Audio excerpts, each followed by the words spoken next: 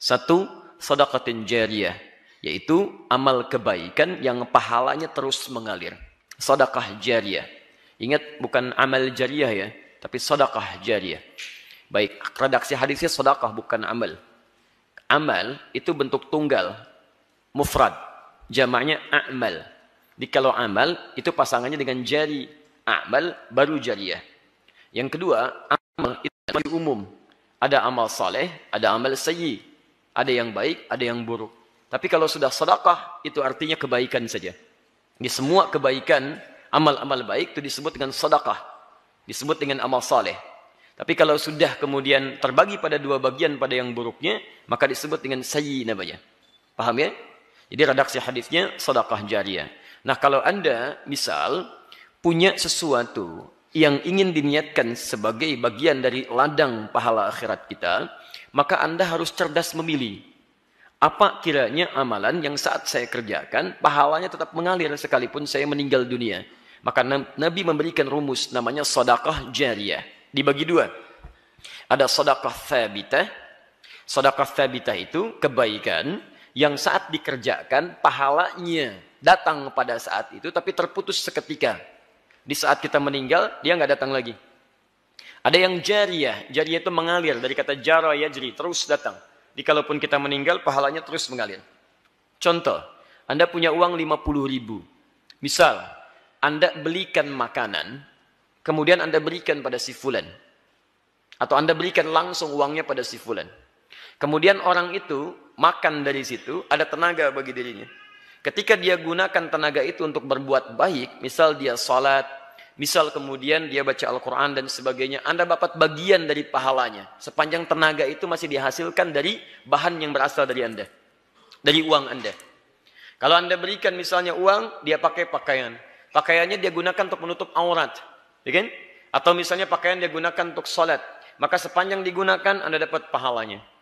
Tapi kemudian, kalau tenaga itu sudah hilang, atau pakaian itu kemudian rusak, dia buang, maka tidak mengalir lagi bagi Anda. Selesai sampai di situ. Modal yang sama. Yang pertama tadi disebut dengan sedekah tsabitah. Tsabitah, tetap sampai situ. Mauqufah. Selesai. Yang kedua, jariyah. Dia mengalir terus, mengalir terus. Misal, modalnya sama 50.000. Anda belikan mushaf. Paling cepat, Anda berikan pada penghafal Quran. Kalau sekedar disimpan di masjid, alhamdulillah. Tapi coba lihat berapa banyak mushaf di masjid, nampaknya jarang tersentuh. Silakan lihat. Ya, berapa banyak orang ke masjid buka mushaf kemudian membaca mushafnya. Memang ada yang baca, tapi intensitasnya dari sekian hari itu berapa yang baca? Kalau Anda mau cepat, titipkan pada penghafal Quran. Cari penghafal Quran, masuk ke mahad Quran, berikan kepadanya. Demi Allah saya katakan, dia punya dua keistimewaan. Pertama, penghafal Quran itu lebih banyak bersentuhan dengan mushaf. Jadi hampir setiap hari dia pegang, dia baca, dia pegang, dia baca. Yang kedua, penghafal Quran itu ketika membaca Al-Quran pasti mengulang-ulang. Jarang ada yang sekali baca kemudian selesai. Jarang. Kalau pembaca cuma sekali baca. Alif Lam Mim. Dzalikal kitabu la raiba fi hudan lil muttaqin. Pembaca. Tapi penghafal Alif Lam Mim. Dzalikal kitab, dzalikal kitab, dzalikal kitab, dzalikal kitab la raiba fi, la raiba fi, dzalikal kitab la raiba fi, hudan lil muttaqin, hudan lil muttaqin, dzalikal kitab la raiba fi, hudan lil muttaqin. Berapa kali dia mengulang? Dan bukankah setiap hurufnya 10 kebaikan? At-Tirmidzi nomor hadis 2910.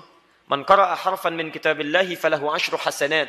Siapa yang membacakan satu huruf saja dari kitabullah, dia mendapatkan 10 kebaikan. Walam aqul alif lam mim harfun. Saya tidak katakan alif lam mim satu huruf. Walakin alifun harfun, lamun harfun, mimun harfun. Walikulli harfin 10 hasanat. Tapi alifnya satu huruf, lamnya satu huruf, mimnya satu huruf. Setiap hurufnya 10 kebaikan. Dan berita baiknya, karena mushafnya berasal dari ikhtiar Anda, maka berlaku hadis Muslim nomor hadis 1893. Man dalla ala khairin falahu ajruhu mithla ajri man fa'ala bihi min ghairi an yankusa min ardi syai'. Siapa yang memfasilitasi pada kebaikan, man dalla ala khairin falahu ajruhu mithla ajri fa'ili, maka dia mendapatkan pahala seperti orang mengerjakannya. Min ghairi an yankusa, tanpa dikurangi Ya, tanpa dikurangi min ajrihi syai, sedikit pun dari pahalanya. Sama persis. Jadi kalau dia baca sehuruf, Anda dapat bagian pahala sehurufnya. Bisa nggak Anda bayangkan, modal 50.000 diberikan pada para penghafal Quran. Baca, baca, baca. Begitu dia hafal, mempraktekkan hafalannya, Anda dapat pahala juga. Karena dia menghafalkan itu dari wasilah mushaf Anda. Kemudian yang paling menarik, sudah dia hafal, dia pinjamkan mushafnya pada yang lain. Ayo silakan baca. Modalnya sama, 50.000, tapi terus mengalir, mengalir, mengalir. Paham di sini? Taib, itu sedekah jariyah. Kedua, waladin salihin yad'u lahu. Anak yang saleh yang mendoakan kedua orang tuanya. Yang ketiga, ilmin yuntafa'u bihi. Ini ada kaitan dengan ini. Ilmu yang diajarkan dan ada manfaat dalam kehidupan. Maka tatkala guru ini mengajarkan dengan penuh keikhlasan, bermanfaat ilmunya, maka setiap murid yang mengamalkan, Masya Allah, berapa tuh limpahan pahala bagi guru-gurunya. Ini bagian pertama. Di tugas guru, itu hanya mengajarkan kewajibannya, kemudian dengan ikhlas dia sampaikan. Hak dia mendapatkan penghormatan, ingat, penghormatan dari muridnya. Kemudian mendapatkan pahala dan balasan dari Allah subhanahu wa ta'ala. Pahala dari Allah dan penghormatan dari murid itu bergantung bagaimana keikhlasan dan sikap guru dalam mengajarnya. Karena itulah Imam An-Nawawi membuat kitab namanya At-Tibyan fi Adab Hamalatil Quran. Di kitab itu diterangkan bagaimana menjadi guru yang baik plus murid yang baik. Apa di antaranya? Ada akhlak sebagai seorang guru. Akhlak sebagai seorang guru. Banyak Pak, Bu. Pertama, akhlak kepada Allah. Bagaimana mengikhlaskan hatinya. Dia pelajari dulu nih. Pilihan dia untuk mengajar. Maka begini cara pencarian ilmunya. Muncul Quran surah 96 ayat 1-5. Pemahamannya di Quran surah 9 ayat 122. Dalam memahami itu tetap menjaga peningkatan iman dan ilmunya hanya karena Allah. Quran surah 58 ayat ke-11. Dari situ dia hadirkan rasa takut kepada Allah. Sehingga apa yang ia sampaikan tidak mesti kemudian sembarangan dia sampaikan, tapi dipastikan Allah ridho dengan penyampaiannya. Quran surah ke-35 ayat 29. Kalau itu sudah disampaikan, pahala Allah berikan. Kemudian akhlak terhadap murid pun ada. Apa di antaranya? Banyak. Mendoakan murid supaya apa yang disampaikan itu meresap dalam jiwanya. Yang kedua, dia berusaha memberikan keringanan kepada murid. Jadi tidak pernah ada guru-guru yang baik meminta tarif misalnya kemudian dalam dakwahnya. Tidak pernah ada guru-guru yang baik menginginkan popularitas supaya banyak orang menyanjungnya. Tidak pernah ada guru yang baik rebutan murid dan takut kehilangan murid-murid kemudian berselisih satu dengan yang lainnya.